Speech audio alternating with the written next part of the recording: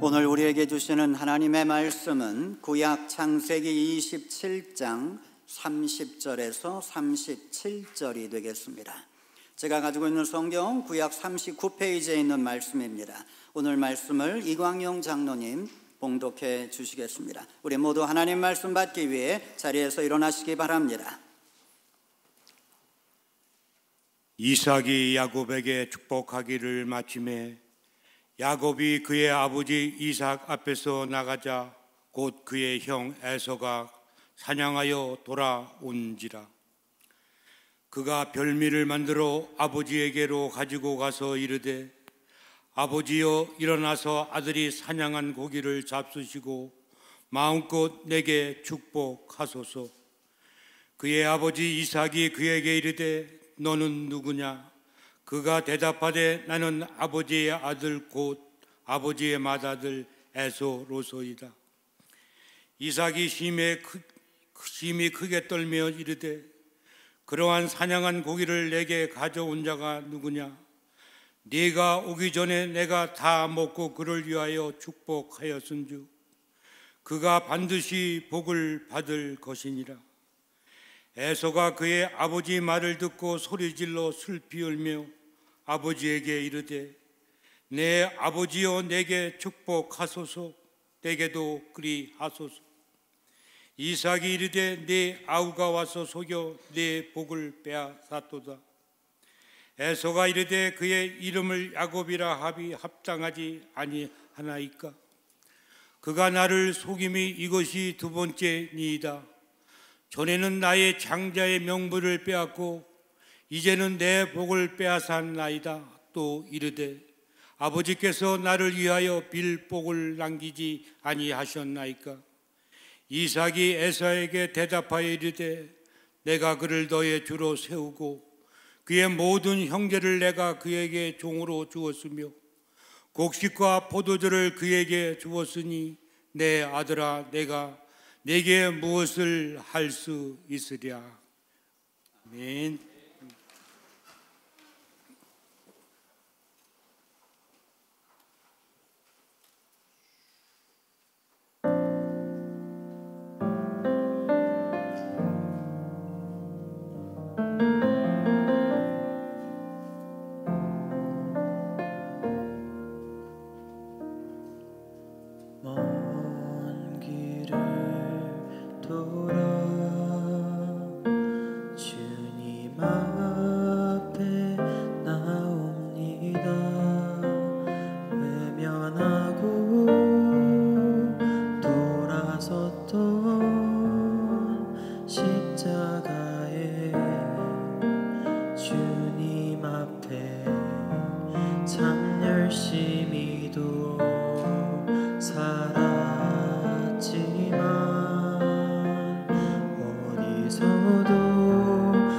찾을 수가 없어서 내 힘으로는 도저히 감당 못할 삶의 고통 앞에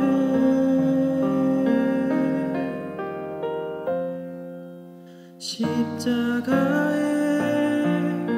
사랑으로 나는 완전히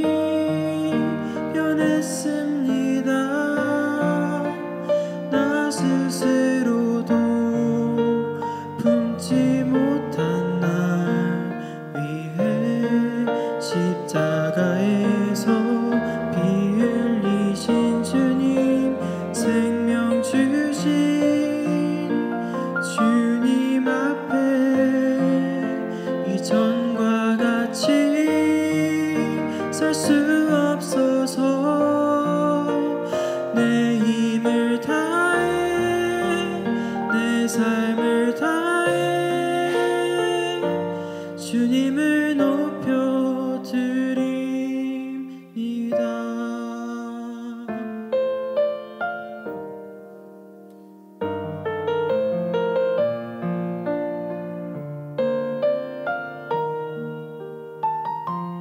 나는 또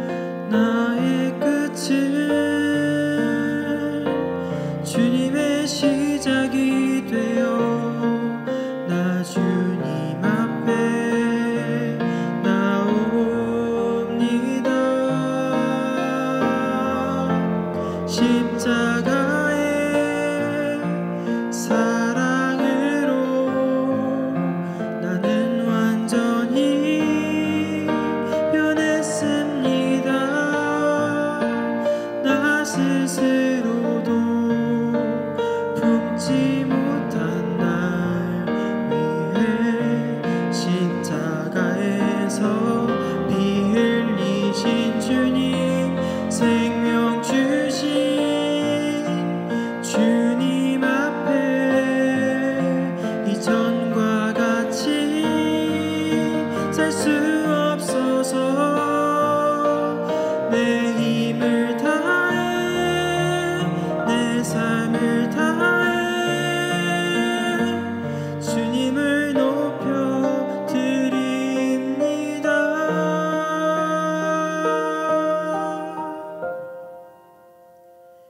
이것이 나의 간증이요 이것이 나의 찬송일세 나 사는 동안 끊임없이 그 주를 찬송하리로다. 이것이 나의 간증이요 이것이 나의 찬송일세 나 사는 동안 끊임없이 그 주를 찬송하리로다. 그 주를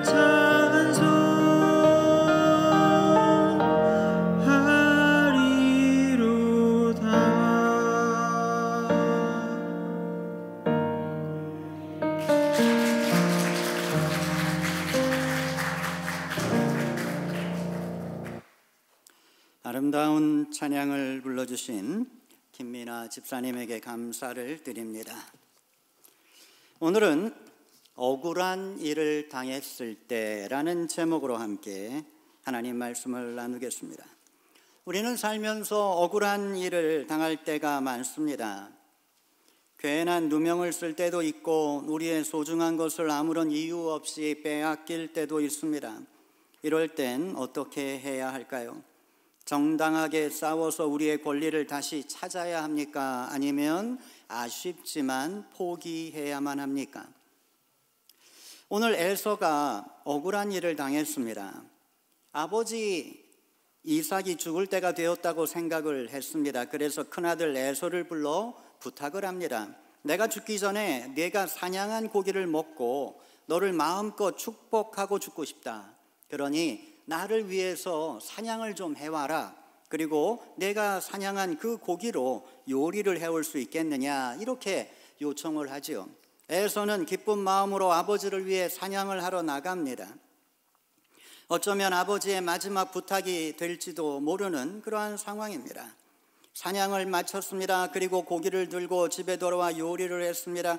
요리를 만들고 아버지에게 들어가면서 아마 이런 생각을 했을 겁니다. 내가 만든 이 요리를 아버지 기쁘게 드시고 나에게 어떤 축복을 해 주실까?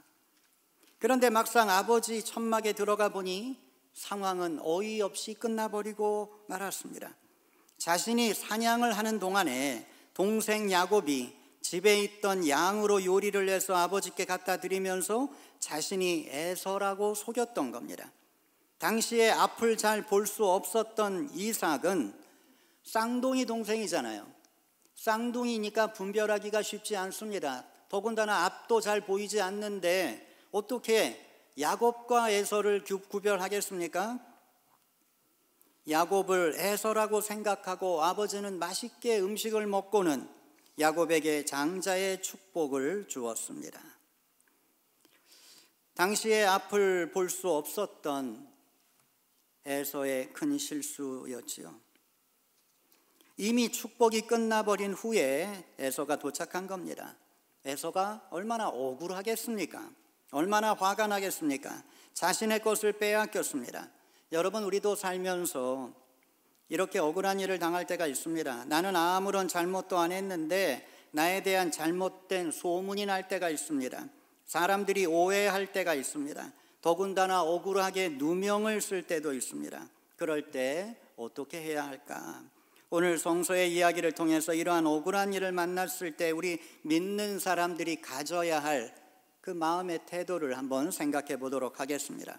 첫 번째는 믿음의 눈으로 상황을 보라 하는 것입니다. 에서가 억울해하는 이유가 무엇입니까? 자신은 정당했고 야곱이 잘못했다고 생각하기 때문입니다. 사람들도 당연히 에서가 옳고 야곱이 잘못했다고 생각하죠. 그러나 정말 그럴까요? 그것도 우리의 생각입니다. 인간의 생각입니다. 성서의 생각은 어떤가? 이게 더 중요하죠. 성서는 왠지 모르게 우리의 생각과 다르게 움직여가는 것 같습니다.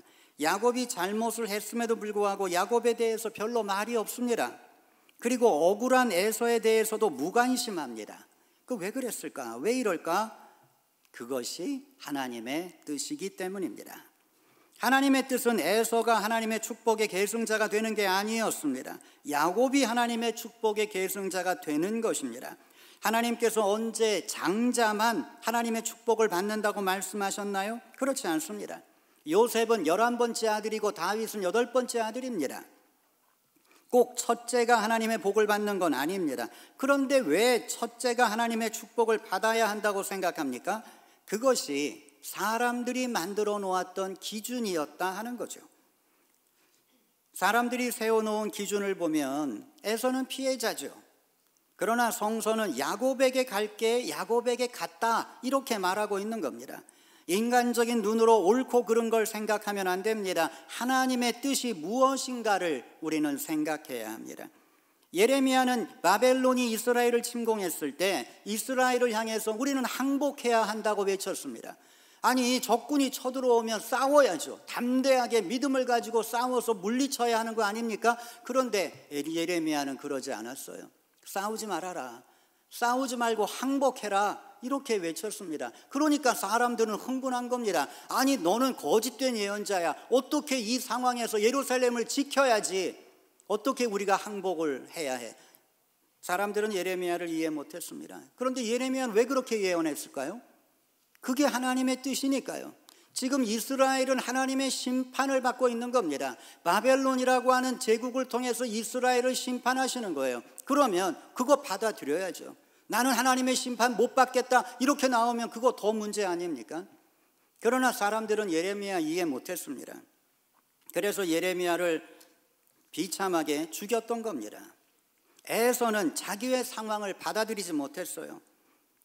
예레미야 당시에 이스라엘 사람들과 마찬가지죠. 그는 자기의 기준에 의해 야곱이 잘못했다고 생각한 겁니다. 그러나 성서는 그렇지 않습니다. 성서는 오히려 에서에 대해 냉담합니다. 하나님의 뜻이 에서에게 있는 것이 아니라 야곱에게 있었기 때문입니다.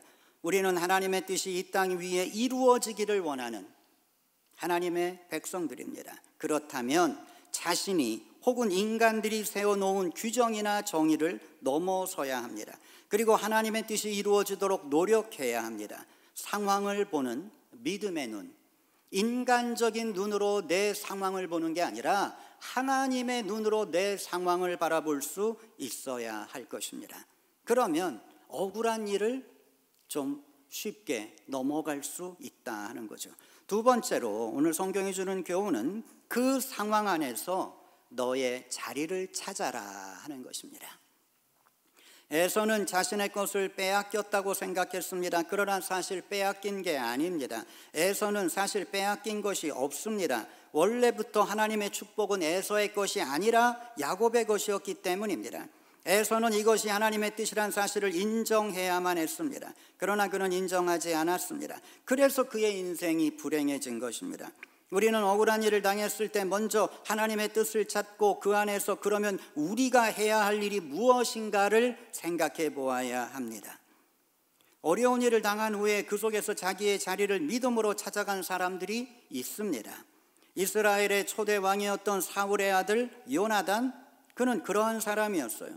요나단은 왕자입니다. 이제 아버지의 뒤를 이어 왕이 되어야 할 사람입니다. 그런데 상황이 어떻게 변합니까? 민심이 사울 왕에서 다윗으로 넘어가잖아요.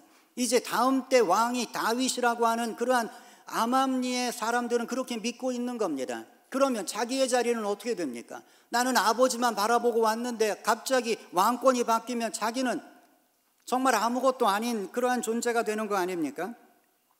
이러한 상황이면 일반적으로 화가 나겠죠. 다윗을 죽이려 들 겁니다. 다윗 때문에 나의 것을 빼앗길지 모른다, 이런 생각을 했을 것입니다. 그런데 요나단은 어떻게 했습니까? 자기의 것을 빼앗아가고 있는 다윗을 요나단은 사랑했다고 성경은 말합니다. 요나단은 다윗을 사랑했습니다. 다윗을 인정했습니다. 그래서 성서는 요나단을 아름다운 인물로 묘사하고 있습니다. 그는 하나님의 뜻으로 다윗을 왕으로 받아들이겠다고 하는 이러한 마음을 가지고 있던 겁니다. 하나님의 뜻 안에서 믿음으로 자기의 자리를 찾아갑니다. 그랬기에 그는 하나님과 사람들에게 인정을 받게 된 것입니다. 갈렙이라고 하는 사람도 마찬가지입니다. 갈렙 용감한 사람이죠. 장군 중에 장군입니다. 애굽을 나온 후에 가나안에 파병한 12명의 정탐꾼 중에 한 명입니다.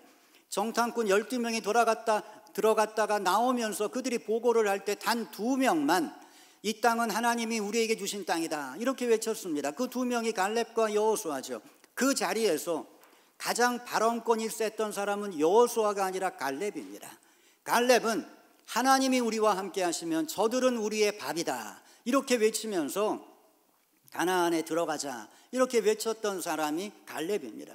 그런데 모세가 죽을 상황에 왔을 때 하나님은 누구를 선택하셨어요? 여호수아를 선택하셨어요. 아니, 리더십이 있고 좀 더 강한 갈렙을 선택해야 맞죠. 그런데 하나님은 여호수아를 선택하셨어요. 우리는 그 이유를 잘 몰라요, 왜 그러셨는지. 그러나 나중에 상황을 보면 하나님 이것 때문에 갈렙을 선택하지 아니하시고 여호수아를 선택한 거 아닐까? 그런 생각이 듭니다. 어떠한 상황이냐면 이 갈렙은 자기가 선택받지 못한 거에 대해 불만이 없어요. 저 같으면 여호수아에게 협조 안 했을지 모릅니다. 기분 나쁘잖아요. 아니, 똑같이 열심히 살았는데 왜 쟤만, 내 친구만 선택하고 왜 나는 하나님 선택하지 않으십니까? 은근히 화가 나지 않아요? 은근히 질투심도 생기고. 그런데 갈렙은 정말 죽는 날까지 이스라엘을 위해, 그리고 자기의 친구 여호수아를 위해 정말 헌신하잖아요. 불평 한마디 없이 열심히 살잖아요. 야, 갈렙이라고 하는 사람의 인품이 이렇게 훌륭하구나.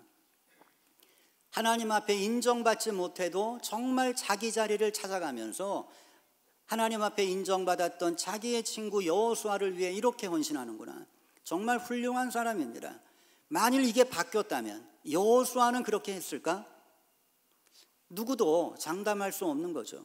이래서 하나님이 갈렙을 세우지 않으시고 너는 좀 이 친구를 도와라, 이렇게 말씀하신 건 아닐까, 이런 생각을 해봅니다. 어쨌든 갈렙은 여호수아보다 리더십이 뛰어난 사람이었지만 하나님의 선택은 여호수아가 받았습니다. 하나님 여호수아를 세우셨습니다. 그러나 갈렙은 그것 때문에 실망하지 않았습니다.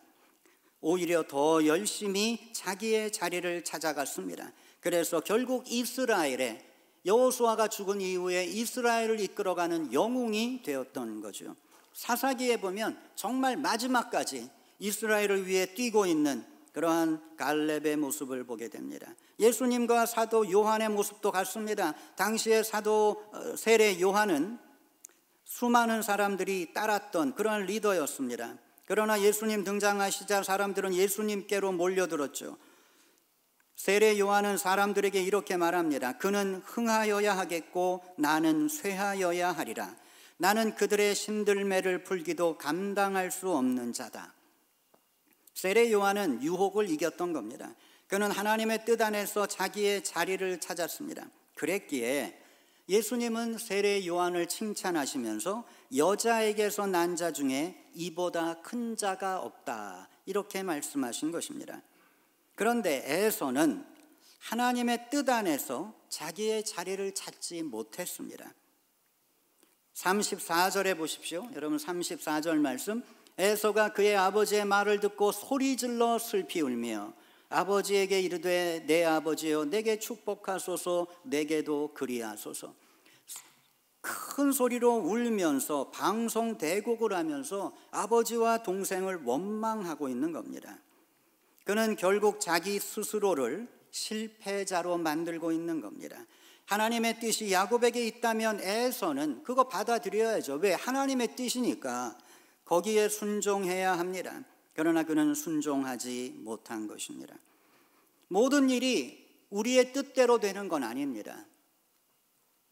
우리가 볼 때 잘못된 방향으로 나아갈 수도 있습니다. 우리의 뜻과 달리 일들이 진행될 때 우리는 그 속에서 하나님의 뜻을 찾아야 합니다. 그리고 그 일에 우리의 삶을 맞추어 가야 할 것입니다. 그럴 때 우리는 실수하지 않고 하나님의 은혜의 자리에 들어가게 될 것입니다. 오늘 에서의 이야기가 주는 마지막 교훈은 뭔가? 억울한 일이 축복이 되게 기도하라 하는 것입니다. 우리는 잘못된 사람이 도리어 큰 소리 치는 경우를 종종 봅니다. 자기가 잘못하면 사과하고 반성해야지 오히려 큰 소리를 칩니다. 이러한 사람은 절대로 하나님의 사랑을 받을 수 없습니다. 에서가 바로 그러한 사람이었어요. 에서는 회개해야 할 일을 오히려 원망했습니다. 에서는 분명히 팥죽 한 그릇에 장자의 명분을 팔았습니다. 그는 이렇게 말했습니다. 에서가 가로되 내가 죽게 되었으니 이 장자의 명분이 내게 무엇이 유익하리요. 이렇게 말하면서 장자의 명분을 판 거예요. 자기가 판 거예요. 자기가 배고파서 판 겁니다. 그는 장자의 명분을 경솔하게 여겼습니다. 그런데 이제 와서 하는 말은 뭡니까? 오늘 성경 말씀에 에서는 이렇게 말합니다. 전에는 나의 장자의 명분을 빼앗고 이제는 내 복을 빼앗았나이다. 그는 자신의 어리석음에 의해서 이러한 일이 일어났다고 생각하지 않습니다. 자신이 장자의 명분을 경솔히 여겼다고 인정하지 않습니다. 그는 야곱이 자기의 축복을 빼앗아갔다고 원망하고 있는 겁니다. 회개해야 할 일이죠. 내가 그때 왜 팥죽에 장자의 명분을 팔았을까? 내가 너무 어리석었어. 내가 너무 배가 고파서 그걸 이기지 못했어. 자기를 반성해야죠. 자기가 판 건데. 야곱이 빼앗은 게 아니지 않습니까? 그럼에도 에서는 원망을 했다.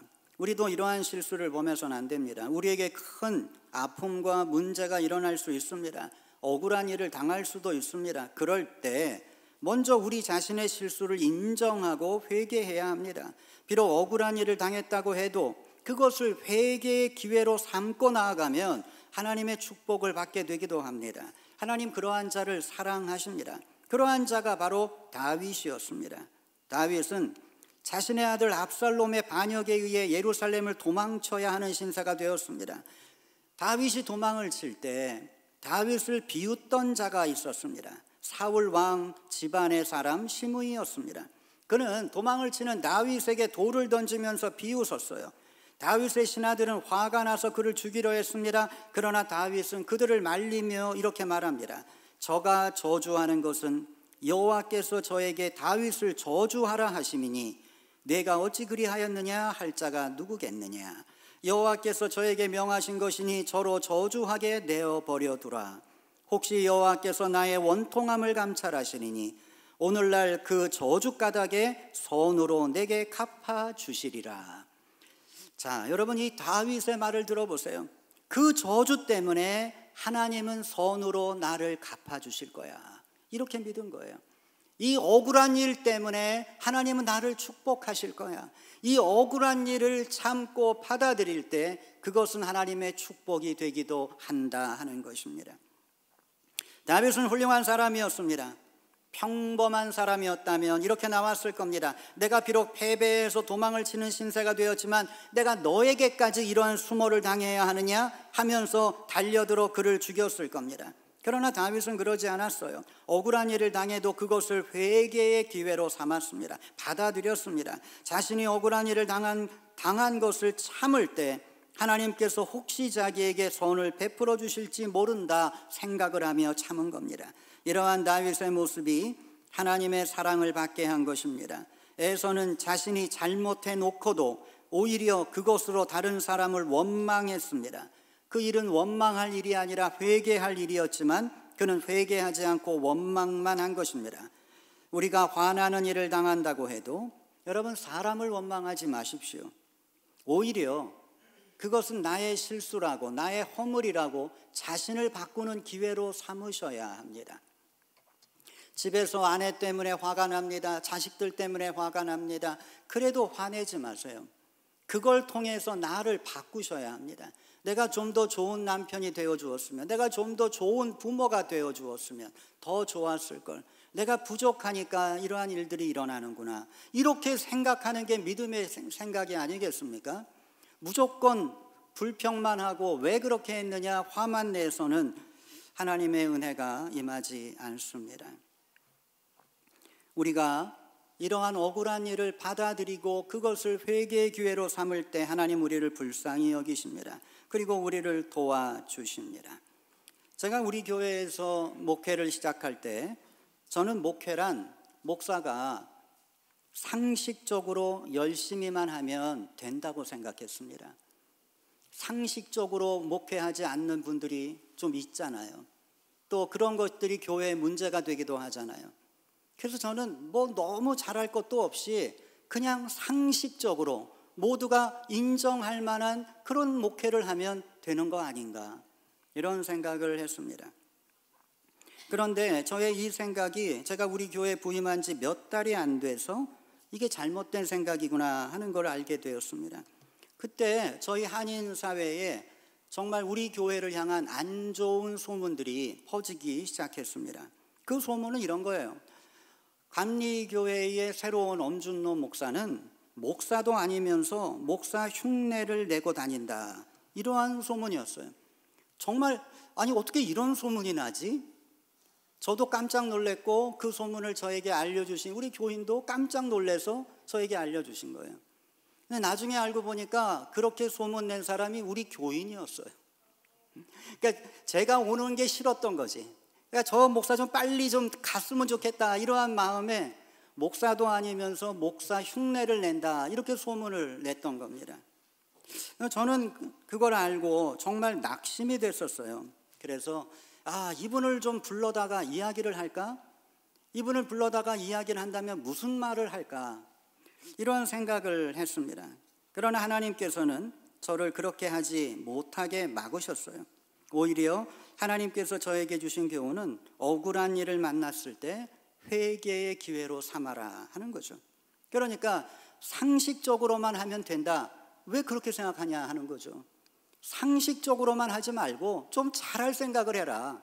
남들보다 뛰어날 생각을 하지 왜 상식적으로만 하면 잘 된다고 생각하나. 물론 상식적으로만 해도 잘하는 거죠. 그러나 좀 더 꿈을 가지고 좀 더 열정을 가지고 하면 더 좋지 않나? 저는 그러한 소문을 들으면서 내 생각을 좀 바꿔야 되겠구나 하는 그러한 결심을 했습니다. 저의 부족함 때문에 이러한 소문이 났다고 생각하면서 회개의 기회로 삼을 수 있었습니다. 그 후에도 저에 대한 나쁜 소문들이 매우 많았습니다. 그럴 때마다 이것은 회개의 기회로 삼으라는 하나님의 뜻이다, 이렇게 생각을 했습니다. 어느 순간부터 우리 교회와 저를 향한 나쁜 소문들이 없어지기 시작했습니다.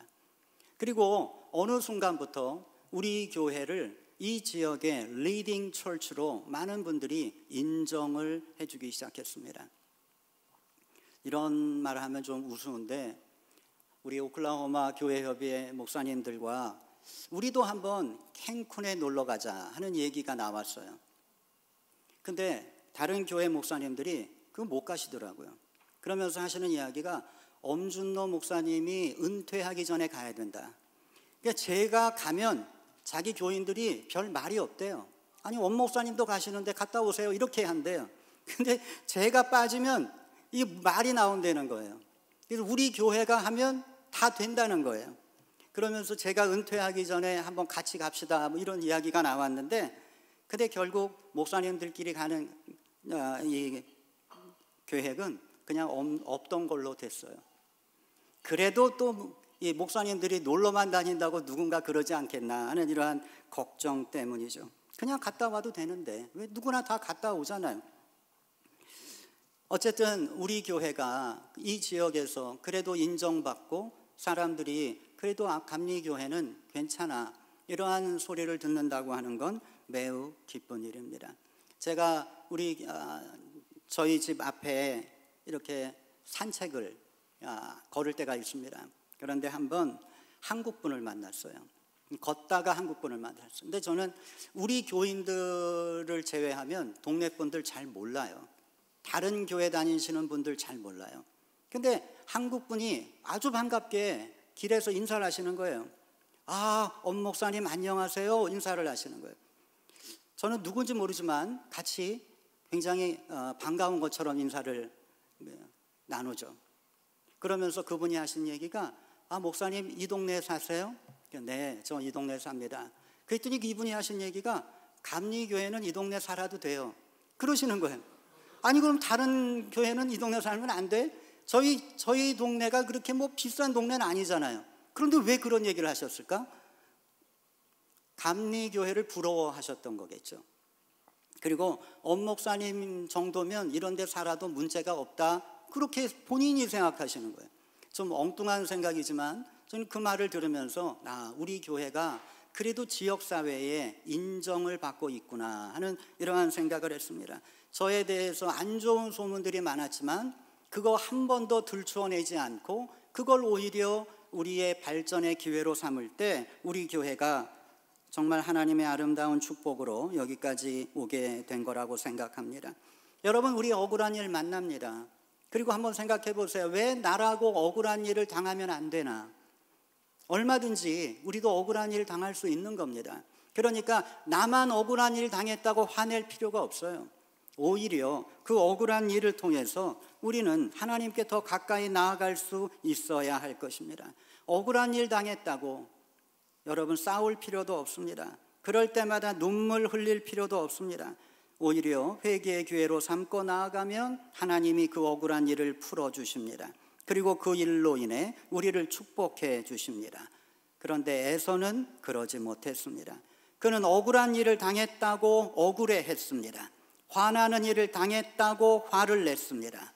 그러면 하나님의 사랑을 받을 수 없습니다. 억울한 일을 당한 것도 억울한데 그 일 때문에 하나님의 사랑까지 못 받게 되면 안 됩니다. 억울한 일을 회개의 기회로 삼을 때 억울한 일 때문에 하나님의 사랑을 받게 되는 것입니다. 억울한 일이 오히려 축복이 될 수도 있습니다. 억울한 일을 만나면 꼭 축복의 기회로 삼으십시오. 그러기 위해 기도하는 것입니다. 여러분, 억울한 일을 만났을 때 오늘 성서가 주는 교훈을 생각하십시오. 그 속에서 하나님의 뜻을 찾아보십시오. 그 안에서 여러분의 자리를 찾아가십시오. 누구도 원망하지 말고 회개하십시오. 그리고 그 일로 하나님 나를 축복해 달라고 기도하시기 바랍니다. 반드시 여러분이 만났던 그 억울한 일 때문에 여러분은 축복을 받게 될 것입니다. 이렇게 억울한 일을 넘어 하나님의 축복의 자리로 나아가시는 저와 여러분 되시기를 예수님 이름으로 축원합니다. 기도하겠습니다. 은혜로우신 하나님, 우리는 지금까지 살아오면서 억울한 일을 많이 당했습니다. 때로는 참을 수 없이 억울했던 그런 때도 있습니다. 화나는 일도 수없이 많았습니다. 하나님, 그럴 때마다 화내고 억울해하고 불평하고 원망하며 이렇게 살아왔습니다. 그러나 주님, 이제부터는 그렇게 살지 않도록 도와주시옵소서. 억울한 일을 당해도 이게 하나님의 뜻이라고 받아들일 수 있도록 도와주시고 그 속에서 우리를 바꾸어가는 회개의 기회로 만들 수 있도록 은혜 베풀어 주시옵소서. 그래서 우리가 만났던 억울한 일 때문에 하나님이 우리를 축복하시는 놀라운 은혜를 경험케 해 주시옵소서. 예수님 이름으로 기도하였습니다. 아멘. 네, 여러분, 제가 몽골에 갔다 와가지고 그 사진을 아직 못 보여드렸는데 몇 장 한번 보여드리겠습니다. 이광영 장로님과 선교사님이 제가 떠난 다음에 이제 아마 보수공사를 하시는 것 같은데, 네, 공사하시는 장면이고요. 넘겨주시고, 네, 이것도, 네, 뭐 사람이 많이 없어가지고 선교사님도 많이 도와주셨어요. 이분들이 8분이 새롭게 이제 권사로 취임하신 분들입니다. 제일 오른쪽에 계신 분이 새 쌍둥이 엄마예요. 네, 그래서 굉장히 열심히 교회에 오시는 분이. 그리고 제일 뒤쪽에 왼쪽에 있는 남자분이 이번에 권사로 남자로서는 한 분이신데, 네, 굉장히 교회 열심히 하시는 이러한 분들이세요. 8분들. 자, 이분들이 신청 권사님들이신데 여러분 위해서 기도해 주시기 바랍니다. 네. 이 권사 취임패 임명장 이런 거 드리는 사진입니다. 네. 여러분이 재단 예쁘죠? 이거 다 우리 장로님들이 가서 만드신 거예요. 재단 아주 예쁘게 나무로. 자, 그 다음 사진. 네, 이 부분은 아마 우리 생수회관 교회가 저희가 떠난 다음에 다른 시골에 선교를 가가지고 여기에서 여름 성경학교를 했대요. 그러니까 저희가 가서 했던 그 포맷을 가지고 영어로 했대요. 영어 BBS를 해가지고 굉장히 효과가 좋았다고. 자, 다음 사진. 네, 이 몽골의 그런 전형적인 모습들입니다. 네, 선교 나갔던 그 교회인 것 같아요. 네, 여기까지. 계속 몽골을 위해서 여러분 기도해 주시기 바랍니다. 교회 협의회 모임이 달라스에서 월요일과 화요일에 있습니다. 그래서 우리 교회 새벽 기도는 수요일부터 시작이 됩니다. 여러분 기억해 주시기 바랍니다. 이번 주 토요일 아침 10시에 중보기도 모임 있습니다. 또한 YNCR, 금년도 YNCR이 7월 23일부터 26일까지 다운타운에 있는 엠바시 호텔에서 있습니다. 이 YNCR을 위해 여러분 기도해 주시기 바랍니다. 금년도 성경 읽기 1등을 박경옥 권사님이 하셨어요. 네, 여러분 축하로 박수해 주시기 바랍니다. 네, 제가 샌프란시스코 다녀오는 바람에 상품을 준비를 못했는데 제가 개인적으로 전달해 드리도록 하겠습니다. 오늘 점심봉사는 남선교회에서 수고해 주시겠고, 오늘 헌화는 박예찬 집사님 결혼기념일을 맞아 봉헌해 주셨습니다. 그리고 7월에 생일 맞으신 분들 축하드립니다. 제이슨 창 권사님, 김수영 집사님, 좌니황 집사님, 김희수 권사님, 김찬순 권사님, 이분들의 생일을 축하드립니다. 자, 은혜로우신 하나님, 우리의 삶이 그렇게 쉽지가 않습니다. 그래서 억울한 일도 만나고 힘든 일도 만나고 슬픈 일도 만납니다. 하나님, 그럴 때마다 낙심하지 않도록 도와주시옵소서. 오히려 그 속에서 하나님의 사랑을 붙잡게 하시고 하나님의 능력을 위해 기도하게 하시고, 오히려 이와 같은 어려움이 변하여 하나님의 축복이 되는 놀라운 하나님의 은혜를 경험할 수 있도록 우리를 붙잡아 주시옵소서. 이제는 우리 주 예수 그리스도의 은혜와 하나님의 사랑과 성령의 도우심이 영원히 우리와 함께 하시기를 간절히 축원하옵나이다.